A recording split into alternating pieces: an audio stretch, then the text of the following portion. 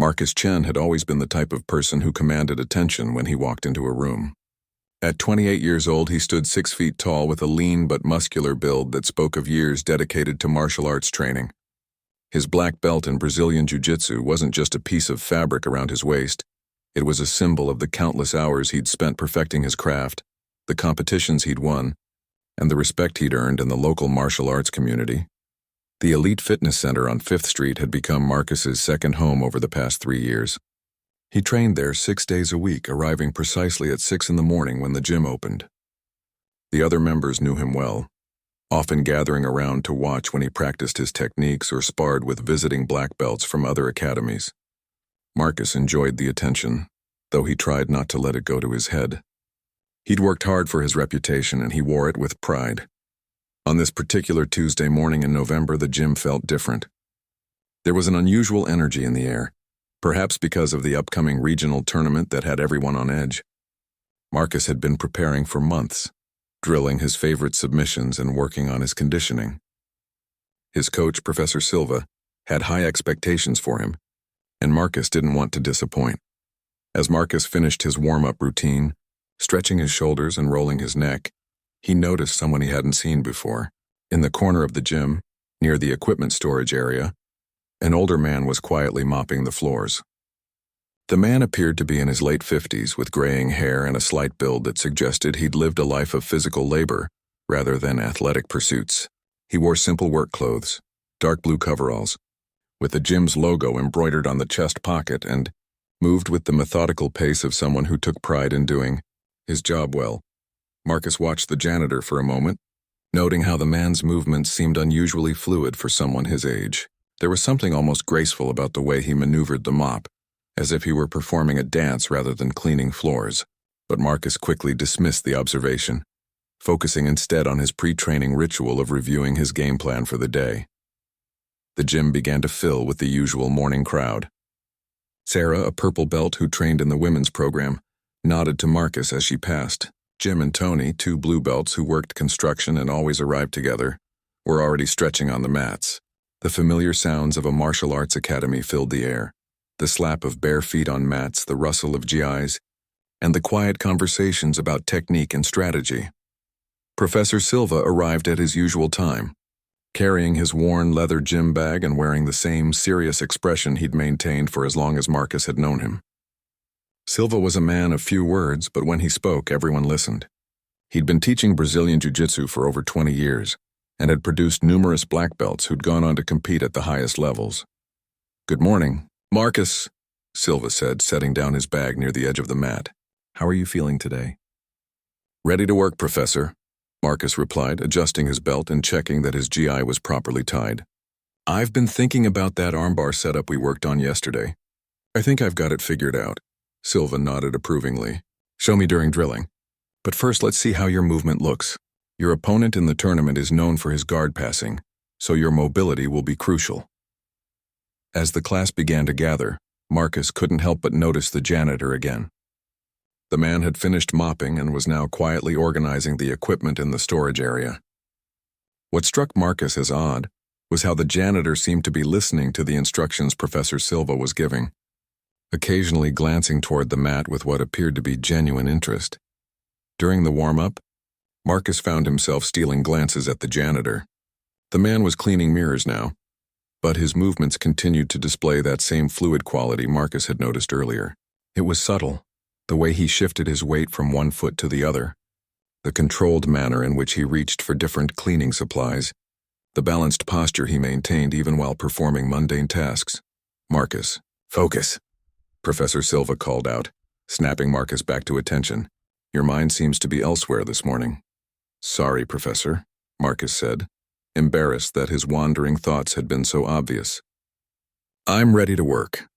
The training session proceeded as usual with drilling, positional sparring, and live rolling. Marcus performed well, hitting his techniques cleanly and maintaining the aggressive style that had made him successful in competition. But throughout the session, he remained aware of the janitor's presence, even though the man continued to work quietly in the background. After class, as Marcus was changing out of his GI, he overheard 2 of the gym's longtime members talking near the lockers. "Have you seen the new janitor?" asked Pete, a brown belt who'd been training at the gym for nearly a decade. Yeah, he started last week, replied Mike, another brown belt. Seems like a nice enough guy. Very quiet, though. Barely says a word. There's something different about him, Pete continued, lowering his voice.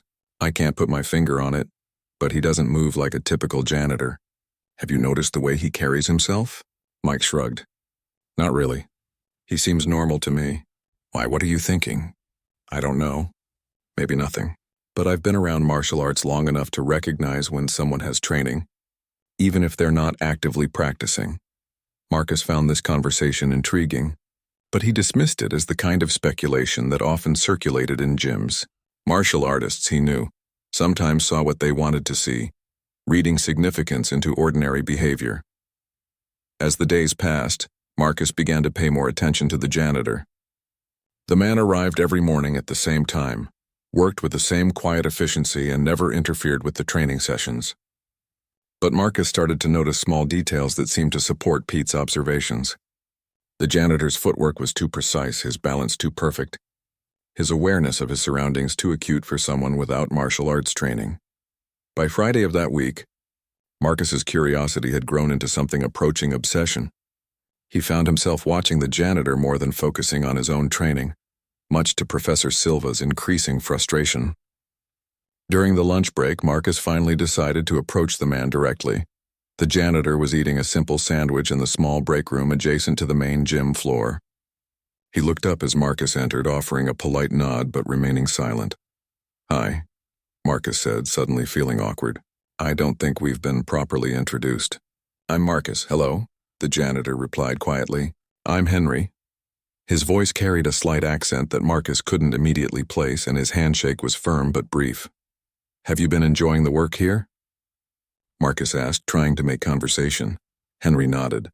It's a good place, peaceful. I like watching people train. There was something in the way Henry said this that caught Marcus's attention. It wasn't the casual interest of someone who found martial arts mildly entertaining. It was the observation of someone who understood what he was seeing. The weekend brought a particularly intense training session. Professor Silva had organized a special seminar with a visiting black belt from Brazil, and the gym was packed with students eager to learn new techniques. Marcus arrived early as usual and found Henry already at work, methodically cleaning the mats with his characteristic attention to detail. During the seminar, Marcus noticed Henry's behavior was different from previous days. Instead of working in the background, the janitor found reasons to linger near the training area. He organized equipment that didn't need organizing, cleaned surfaces that were already spotless, and moved with deliberate slowness that allowed him to observe the instruction more closely. The visiting instructor, Master Rodriguez, was demonstrating a complex guard pass sequence. As he broke down the technique, explaining the subtle weight shifts and grip adjustments that made it effective, Marcus caught Henry nodding almost imperceptibly. It was the kind of understanding nod that came from recognition, not mere interest. The key, Master Rodriguez explained to the gathered students, is to feel your opponent's resistance and use it against them. When they push, you pull. When they pull, you push. This is fundamental principle, yes? Henry stopped mopping entirely for a moment, his attention fully focused on the demonstration. Marcus watched as the janitor's posture shifted slightly, his feet moving into what looked suspiciously like a grappling stance. But the moment passed quickly, and Henry resumed his cleaning duties as if nothing had happened. After the seminar, Marcus approached Master Rodriguez during a break. Master, I have a question about feeling resistance, he said, gesturing toward the technique they'd just learned. Of course, Rodriguez replied, always eager to elaborate on technical details. Show me your understanding. As Marcus attempted to demonstrate the guard pass, he could sense Henry watching from across the room. The janitor had positioned himself to have a clear view of the mat, ostensibly cleaning nearby equipment. Marcus stumbled through the technique, struggling with the timing. No, Rodriguez corrected gently. You are thinking too much with your mind, not enough with your body. Feel the movement, don't force it. Marcus tried again, but his execution remained clumsy. He glanced toward Henry, who seemed to wince slightly at Marcus's awkward attempt. For just a moment, Marcus could have sworn he saw Henry's hands move in small, corrective gestures as if he were unconsciously demonstrating the proper technique. During the lunch break, Marcus found himself increasingly consumed by curiosity about Henry's background. He decided to do some discreet investigating, starting with the gym staff. "Hey, Jennifer," he said, approaching the receptionist who handled most of the administrative duties. "The new janitor, Henry. How long has he been working here?" "Just over 2 weeks," Jennifer replied, looking up from her computer. "Why do you ask?" "I'm just curious. He seems different from the usual maintenance guys." "Do you know anything about his background?" Jennifer shrugged. "Not really. His references were excellent, though.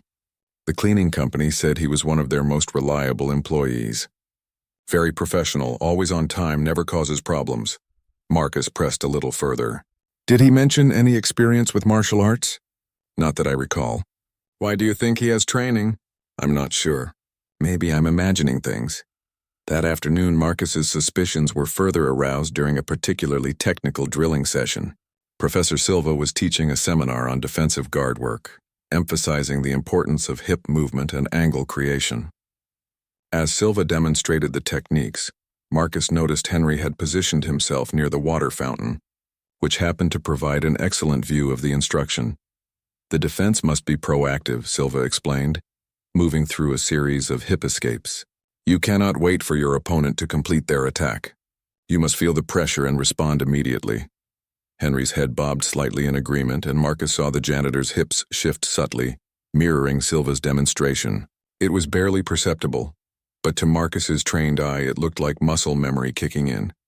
During the drilling portion of class, Marcus paired up with Tom, a solid blue belt who provided good resistance. As they worked through the defensive sequences, Marcus kept glancing toward Henry, who continued to clean but seemed to be following every detail of the instruction. "You're distracted again," Tom observed during a brief rest between rounds. "What's going on?" Marcus hesitated, then decided to share his suspicions.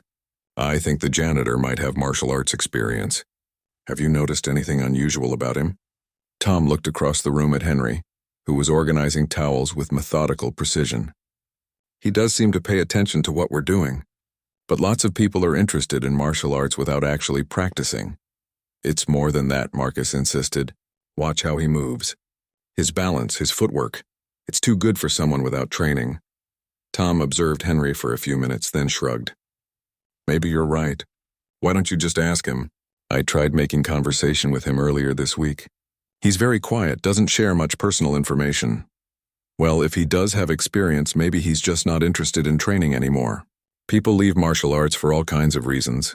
Injuries, family obligations, financial constraints." Marcus considered this possibility, but something didn't feel right. Henry didn't carry himself like someone who had given up on martial arts. His posture was too alert, his movements too crisp. If anything, he seemed like someone who was actively suppressing his training, not someone who had simply walked away from it. After class, Marcus made a decision that would prove to be pivotal. Instead of changing and leaving immediately, he lingered in the gym, pretending to work on flexibility while actually observing Henry's end-of-day routine. Henry worked with the same methodical efficiency he displayed throughout the day, but Marcus noticed something interesting. When the janitor thought no one was watching, his movements became even more fluid. He lifted heavy equipment with perfect body mechanics, moved around obstacles with precise footwork, and maintained a level of spatial awareness that spoke of years of tactical training. As Henry prepared to leave for the day, Marcus approached him one more time. The gym was nearly empty now, with only a few stragglers finishing their training. "Henry," Marcus called out, trying to sound casual. "Can I ask you something?" Henry looked up from the mop bucket he was emptying, his expression neutral but alert. "Sure. I've been training here for 3 years, and I've noticed that you seem to understand what we're doing during class. Have you ever practiced martial arts?" For a long moment, Henry didn't respond. His eyes seemed to be weighing something, calculating risks and benefits. When he finally spoke, his voice was careful and measured. "I have watched many people train over the years," he said diplomatically. "It is interesting to see how they learn and grow." It was a non-answer, but Marcus pressed on. "That's not what I meant. I think you have personal experience. The way you move, the way you observe technique, it's not the perspective of a casual observer." Henry's jaw tightened almost imperceptibly. "Why does this matter to you?" "I'm just curious." This is a community of martial artists. If you have experience, you might enjoy training with us." Henry picked up his cleaning supplies and headed toward the storage closet. "I am here to work, not to train," he said over his shoulder. But as he walked away, Marcus noticed something that confirmed his suspicions. Henry's gait had the controlled, balanced quality of a trained fighter. His head position, the swing of his arms, the distribution of his weight, everything about his movement suggested years of martial arts, conditioning. Marcus left the gym that night more convinced than ever that Henry was hiding something significant about his past. The question was, what and why? The following Monday marked a turning point in Marcus's growing fascination with Henry. He arrived at the gym earlier than usual, hoping to catch the janitor before the morning rush began. Henry was already there, of course, moving through his cleaning routine with the same quiet efficiency that had become familiar to everyone at the gym. Marcus decided to take a more direct approach. Instead of trying to make casual conversation, he would create a situation that might reveal Henry's true abilities. He began warming up on the mats, deliberately exaggerating his movements and making technical errors that any experienced martial artist would notice immediately. As Marcus flowed through what was supposed to be a basic guard retention drill, he executed the movements incorrectly, leaving obvious openings that would be disastrous in a real grappling situation. He watched Henry from the corner of his eye, noting how the janitor's attention seemed drawn to the mat despite his apparent focus on cleaning the nearby mirrors. "Marcus," came Professor Silva's voice from across the room. "What are you doing? Your hip movement looks terrible this morning." Marcus felt his cheeks flush with embarrassment. He'd been so focused on trying to bait Henry that he'd forgotten other people might be watching his deliberately poor technique. "Sorry, Professor. I'm still waking up." Silva walked over, shaking his head with the expression of a teacher who'd seen too many students lose focus over the years. "Show me that guard retention sequence again, but do it properly this time." As Marcus corrected his technique, executing the movements with the precision that had earned him his black belt, he noticed Henry pause in his cleaning. The janitor's reflection in the mirror showed a subtle nod of approval, so brief that someone less observant might have missed it entirely. The morning class proceeded normally, but Marcus remained acutely aware of Henry's presence. During a particularly technical lesson on leg lock defense, Marcus observed Henry's reactions more carefully than ever. When Professor Silva demonstrated a heel hook escape, Henry's left foot shifted almost imperceptibly, positioning itself in what Marcus recognized as the proper defensive angle. When Silva showed a knee bar counter, Henry's hands moved in tiny, unconscious gestures that mirrored the correct grip adjustments. After class, Marcus made his most calculated move yet.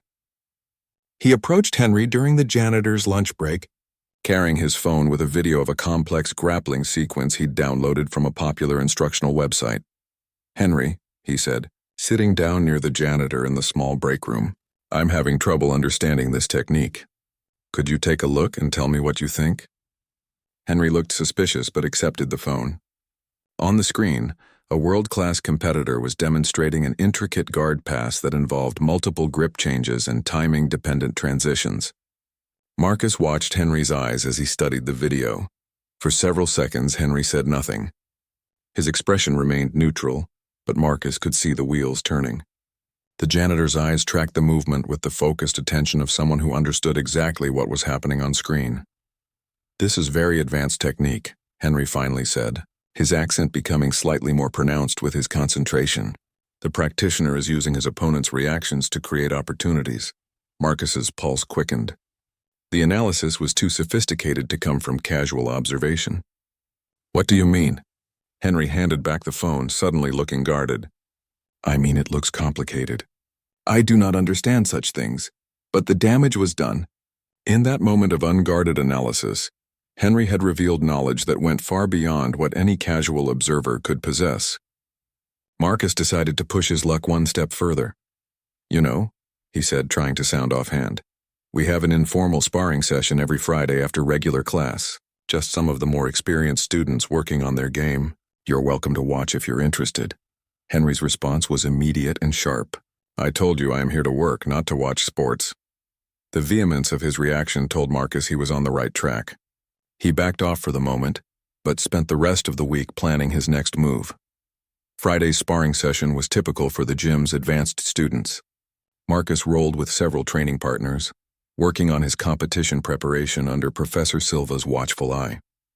Henry maintained his usual professional distance, cleaning equipment and organizing the facility, but Marcus noticed the janitor had found reasons to work closer to the mat than usual.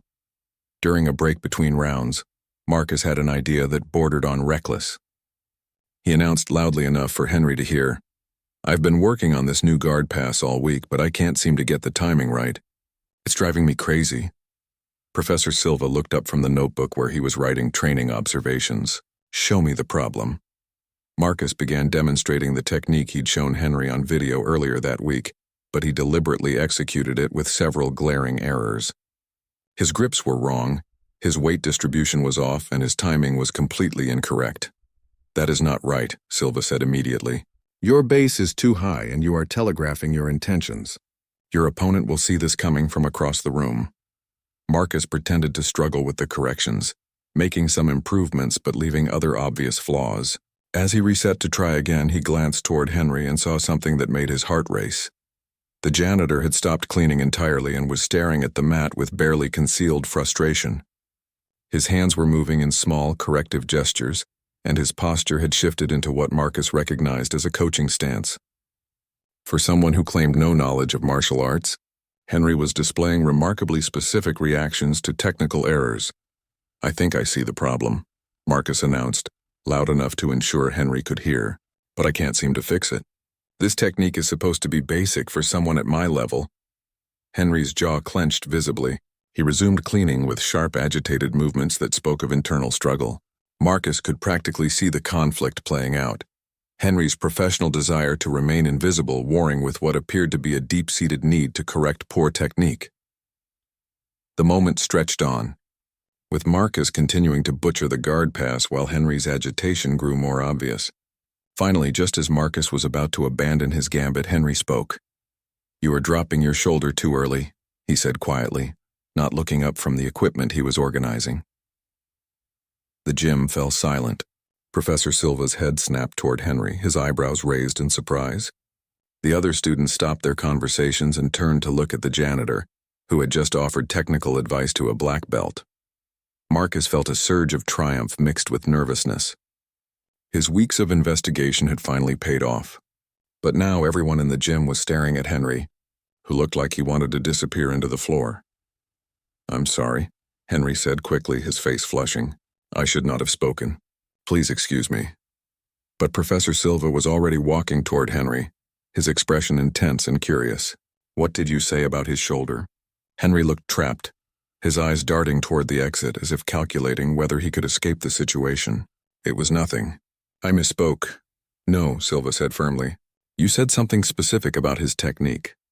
I would like to hear your observation." The tension in the room was palpable. Marcus realized that his curiosity had created a situation that had spiraled beyond his control. Henry looked genuinely distressed, but there was no backing down now. Silva's voice took on the authoritative tone he used when he expected immediate compliance. "Please share your observation about the guard pass." Henry stood frozen for several long seconds, clearly wrestling with a decision that would change everything. Henry's shoulders sagged in defeat, and for the first time since Marcus had known him, the janitor's carefully maintained composure cracked.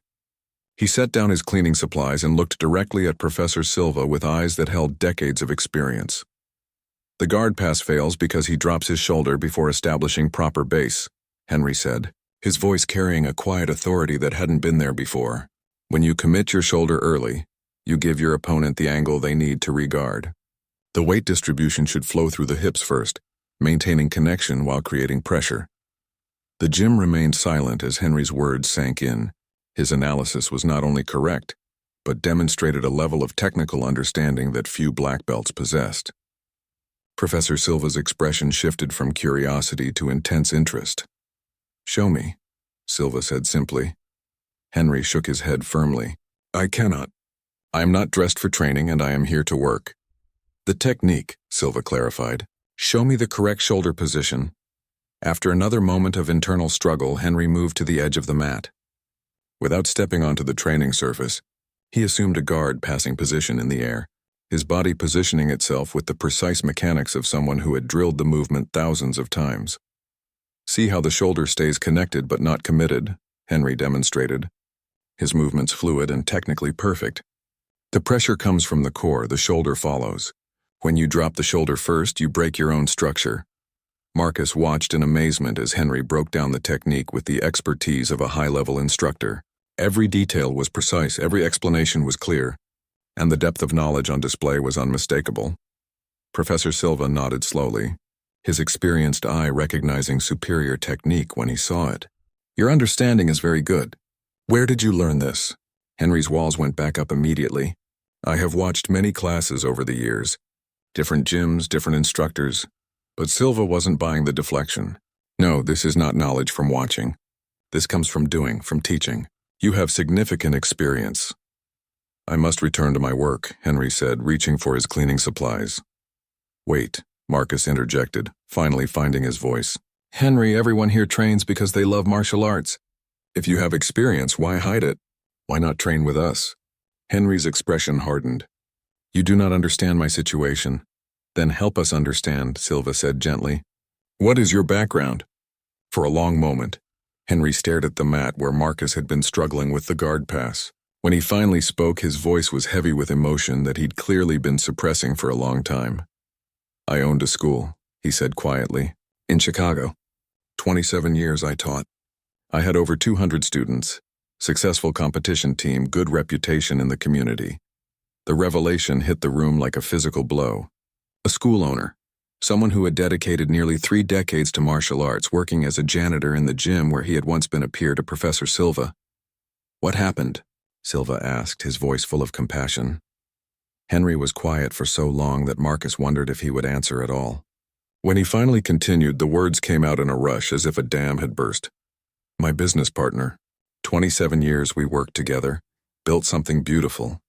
Then I discovered he was stealing money, not paying taxes, using school accounts for personal expenses. When government investigated, they found problems going back 15 years. Marcus felt his stomach drop. The story was taking a darker turn than he had anticipated. "I knew nothing," Henry continued, his voice breaking slightly. "But my name was on documents, on accounts.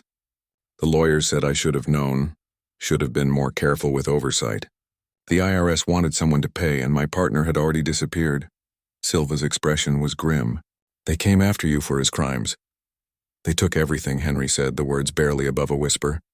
"The school, my house, my savings, my reputation. 27 years of work gone in 6 months. Students who trusted me, who looked up to me, suddenly could not train anymore because their instructor was branded as a criminal." The silence that followed was deafening. Marcus realized that his playful curiosity about the janitor's background had uncovered a tragedy that explained everything. Henry's reluctance to reveal his past, his careful distance from the martial arts community, his apparent pain when watching others train. "And now?" Silva asked gently.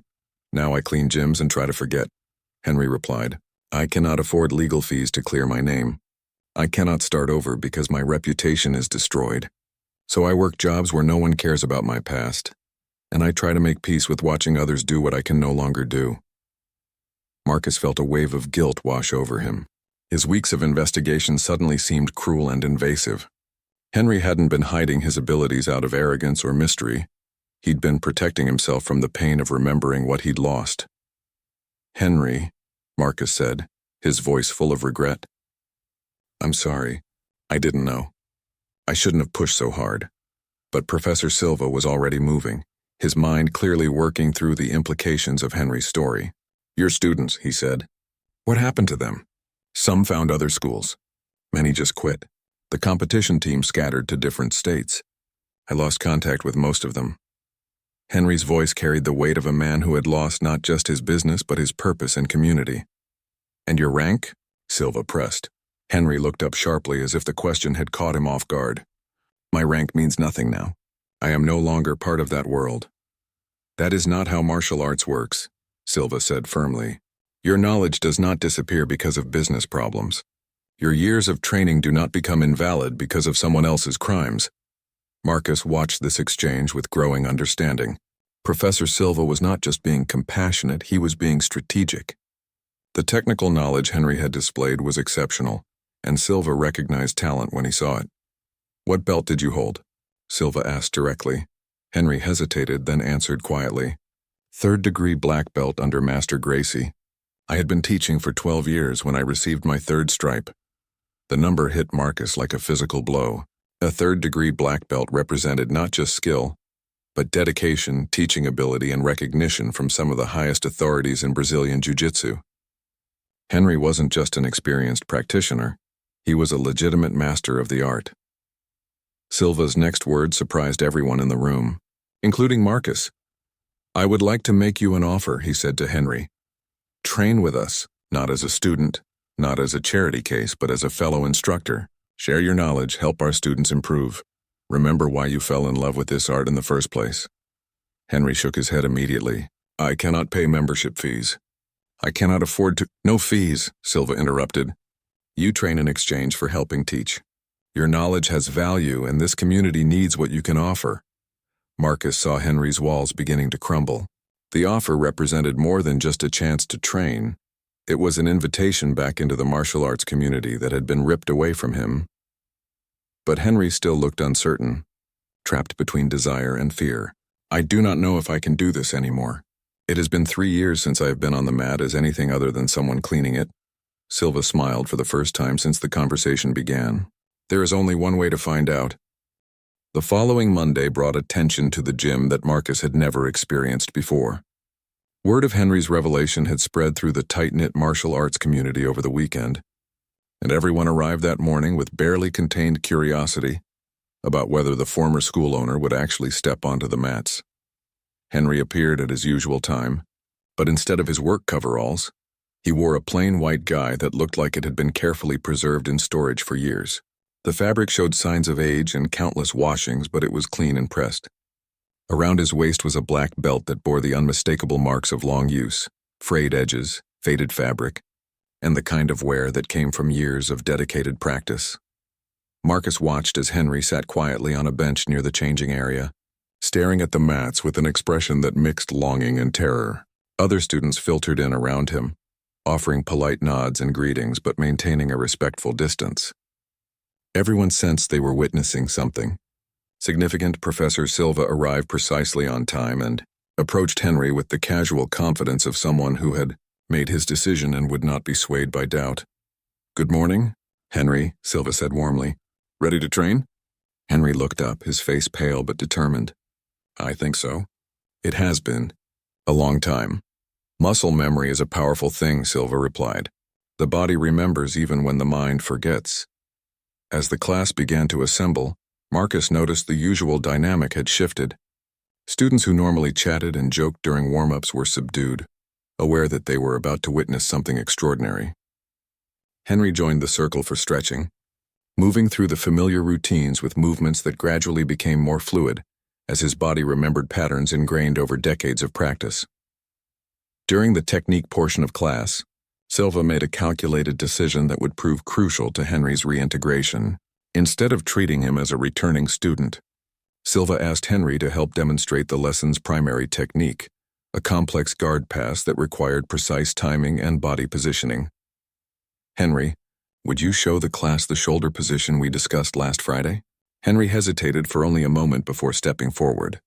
As he moved into position with Silva, years of teaching experience took over.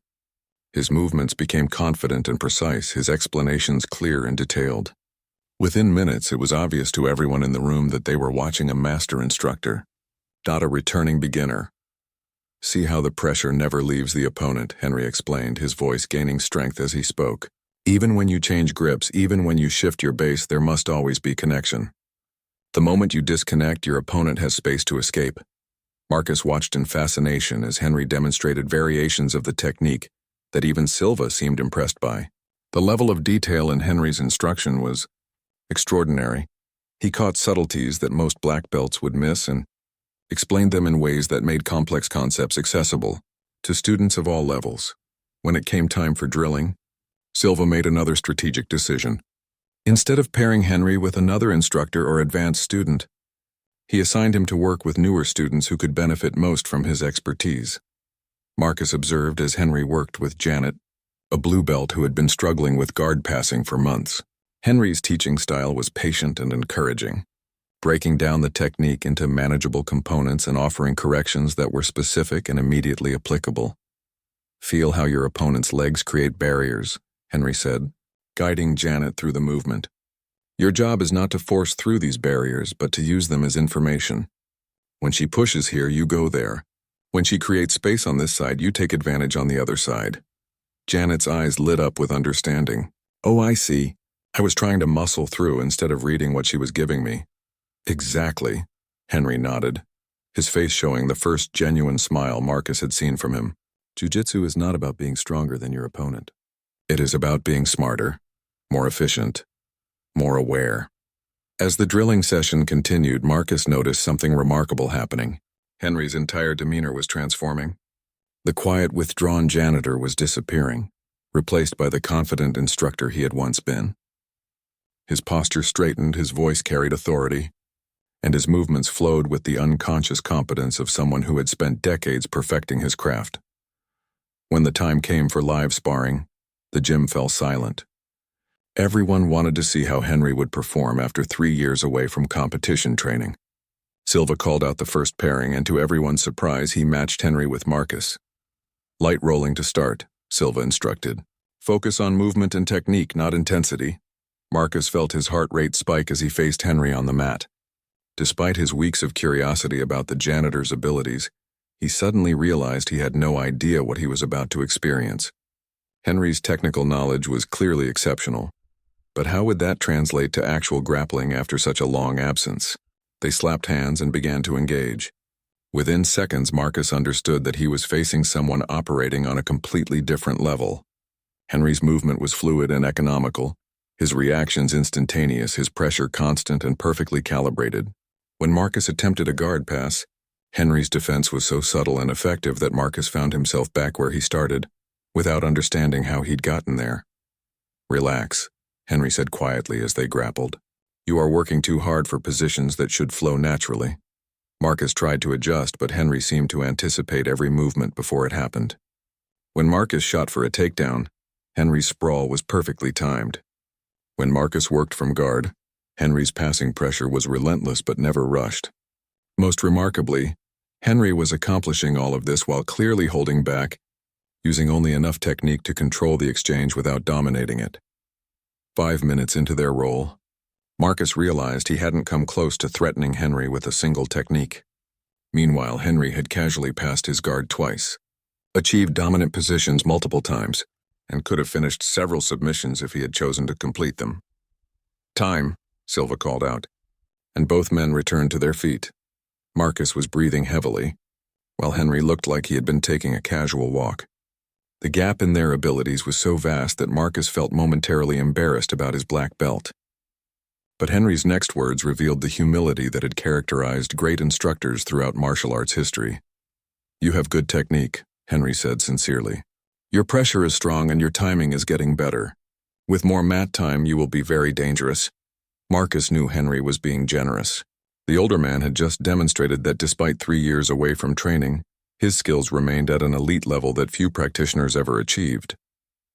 Yet Henry spoke as if they had been evenly matched partners working together to improve. As the class wound down, other students approached Henry with technical questions. Word had spread through the gym that they had a legitimate master among them, and everyone wanted to benefit from his knowledge. Henry answered each question with patience and detail, his natural teaching instincts fully reactivated. "Henry," Professor Silva said, as students began changing out of their Gs, "I would like to discuss something with you." Marcus lingered nearby, frankly curious about what Silva had in mind. "Today confirmed what I suspected when I first heard your technical analysis," Silva continued. "Your skills are exceptional and your teaching ability is obvious. I would like to offer you a formal position as an assistant instructor." Henry's face showed a mixture of gratitude and uncertainty. "Professor, I appreciate your kindness, but I'm not sure I'm ready for such responsibility." "The students would benefit enormously from your experience," Silva pressed. "And I think you would benefit from having a purpose beyond just training. Teaching is clearly in your blood." Marcus watched Henry consider the offer. He could see the internal struggle playing out, the desire to return to the role he had once loved warring with the fear of being hurt again. Could I start slowly? Henry asked finally. Perhaps help with a few classes each week, see how it feels. Silva's smile was immediate and genuine. Of course. We will go at whatever pace feels comfortable for you. As Henry gathered his gear to leave, Marcus approached him one final time. Henry, he said, I owe you an apology. I was pushy and invasive, and I put you in an uncomfortable position. I'm sorry. Henry studied Marcus for a moment, then surprised him with a slight smile. Your curiosity brought me back to something I thought I had lost forever. Perhaps some pushiness was exactly what I needed. Marcus felt a wave of relief. Does this mean you'll keep training with us? Yes, Henry said, his voice carrying conviction for the first time since Marcus had known him. I think I will. 6 months later, the Elite Fitness Center had become a completely different place. What started as Marcus's playful curiosity about a mysterious janitor had evolved into something that transformed the entire gym community. Henry had not only returned to teaching, but had brought a level of instruction that elevated every student who trained with him. The changes were visible from the moment anyone walked through the front door. Where once there had been a simple sign reading Elite Fitness Center, now there was a professional banner announcing Elite Fitness Center, home of Professor Henry Silva Memorial Program. The memorial aspect wasn't for anyone who had died, but rather for the instructor Henry had been, before his world collapsed, a way of honoring the teacher he was becoming again. Marcus arrived that Tuesday morning to find Henry leading the advanced class through a complex transition drill. The shy, reluctant man who had once hidden behind his cleaning supplies was gone, replaced by an instructor whose confidence and expertise commanded immediate respect from students and visitors alike. Remember, Henry called out to the class, the transition is not about reaching the destination quickly. It is about maintaining control throughout the journey. If you lose connection during the movement, you give your opponent opportunities to escape or counter. Marcus watched newer students who had joined the gym specifically to train under Henry. Word had spread through the regional martial arts community about the exceptional instruction available at Elite Fitness, and the gym's membership had nearly doubled. Students drove from neighboring states for weekend seminars, and several high-level competitors had relocated to the area just to access Henry's coaching. But the most remarkable transformation had been in Henry himself. The man who had once seemed broken by his past now carried himself with quiet dignity and purpose.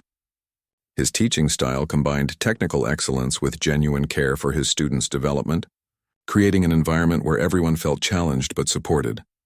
Marcus, Henry called out during a break in instruction, would you help me demonstrate this next sequence? I need someone with good movement who can provide realistic resistance. Marcus stepped forward, still amazed by how naturally he and Henry had developed a teaching partnership. Their sparring session 6 months ago had been the beginning of an unexpected friendship, built on mutual respect and shared passion for martial arts. As they worked through the demonstration, Marcus reflected on how much his own understanding of jiu-jitsu had improved under Henry's guidance. The older instructor had a gift for identifying technical flaws that other teachers missed and providing corrections that produced immediate improvements. See how Marcus maintains his base even while defending, Henry explained to the watching students. His feet are always positioned to support movement in any direction. This is foundation. Without proper base, technique becomes impossible.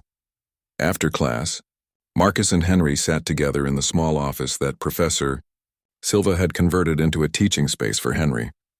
The walls were covered with photos from recent tournaments where students had achieved success, many of them crediting Henry's instruction as the key factor in their improvement. I've been thinking about something, Marcus said, settling into one of the chairs across from Henry's desk. Remember that first day when I was trying to bait you into revealing your skills? I was being such an idiot. Henry laughed, a sound that had become much more common over the past months. You were persistent, I will give you that. But sometimes persistence is exactly what someone needs, even when they don't know it themselves. Do you ever regret coming back to teaching? Marcus asked. I know it wasn't easy to trust again after what happened in Chicago. Henry's expression grew thoughtful. The first few weeks were terrifying, he admitted. Every day I expected something to go wrong, for people to discover my past and reject me. But Professor Silva created an environment where I could heal, And the students reminded me why I fell in love with teaching in the first place. Marcus nodded, understanding the courage it had taken for Henry to rebuild his life. And now I wake up excited to come to work, Henry said with a smile. I have students who depend on me, techniques to share, and a community that values what I can contribute. It took 3 years, but I finally feel like myself again. Their conversation was interrupted by a knock on the office door. Janet, the blue belt who had been one of Henry's first drilling partners, peered in with excitement written across her face. Professor Henry, she said, using the title that had evolved naturally as Henry's role in the gym had expanded. I just got the results from last weekend's tournament. I won my division. Henry's face lit up with genuine pride. Congratulations. Tell me about your matches. As Janet recounted her tournament experience, Marcus observed the interaction with satisfaction. This was what Henry had lost in Chicago. Not just the ability to teach technique, but the joy of watching students succeed and knowing he had played a role in their development. The guard pass you taught me last month, Janet continued enthusiastically. It worked perfectly in the finals. My opponent had no idea what was happening. Technique is important, Henry replied, but your success came from your preparation and determination. I merely showed you possibilities. You did the work to make them real. After Janet left to share her news with other students, Marcus and Henry returned to their conversation. But their discussion was interrupted again, this time by Professor Silva appearing in the doorway. Henry, Silva said, I have some news I think you'll find interesting. Henry looked up expectantly. I received a call this morning from Master Rodriguez, the instructor who visited us for that seminar where Marcus first tricked you into revealing your knowledge. Silva continued with a slight smile. He's organizing a major seminar in Brazil next year, and specifically requested that you be one of the featured instructors. Marcus watched Henry's face carefully, looking for signs of the anxiety that might have accompanied such an invitation in the early days of his return to teaching. Instead, Henry's expression showed only excitement and honor. That would be an incredible opportunity, he said. What would he want me to teach? Guard retention and defensive concepts, Silva replied. Apparently, word of your teaching has reached some very influential people in the jiu-jitsu community. Marcus felt a surge of pride for his friend. Henry's journey from janitor to respected instructor had been remarkable, but recognition from the highest levels of the martial arts world represented something even more significant. Complete rehabilitation of his reputation, and standing in the community. There's something else, Silva continued. The Brazilian Jiu-Jitsu Federation has been investigating the situation with your former school. It appears your business partner has been arrested in connection with similar fraud charges in another state. They want to interview you about clearing your name officially. Henry sat quietly for a long moment, processing this information. Marcus could see emotions playing across his face, hope, anxiety, and something that looked like relief. Even if nothing comes of the investigation, Henry said finally, I have already found what I needed here. This community, these students, this chance to teach again, that is worth more than any official vindication. Silva nodded approvingly. That is the attitude of a true martial artist. But I think you will find that justice has a way of finding people who have been wronged. As Silva left to attend to other business, Marcus and Henry sat in comfortable silence for several minutes. The office around them was filled with evidence of Henry's successful return to teaching. Thank you notes from students, photos from successful tournaments, and technical diagrams from lessons he was developing. You know, Marcus said eventually, I never did get that sparring session I was originally trying to provoke. Henry raised an eyebrow. You mean a real sparring session? Not the light technical work we did when I first returned? Exactly. I've been training with you for 6 months now, and I think I might actually provide some challenge this time. Henry's grin was immediate and competitive. Is that a challenge, Marcus? Maybe, Marcus replied, matching his friend's smile. Though I should warn you, I've learned a few things from this old janitor who used to work around here. Old? Henry protested in mock offense. I'll show you who's old. Same time tomorrow morning before regular class starts? It's a deal, Marcus agreed, standing to leave. But this time, Don, I expect you to go easy on me. Henry's laughter followed Marcus out of the office, a sound that perfectly captured the transformation that had taken place over the past 6 months. What had begun as playful curiosity about a mysterious janitor had evolved into a friendship that restored a master teacher to his rightful place in the martial arts community. As Marcus left the gym that evening, he reflected on the unexpected ways that life sometimes unfolds. His simple question about Henry's background had set in motion a series of events that changed both their lives and the lives of everyone who trained at Elite Fitness Center.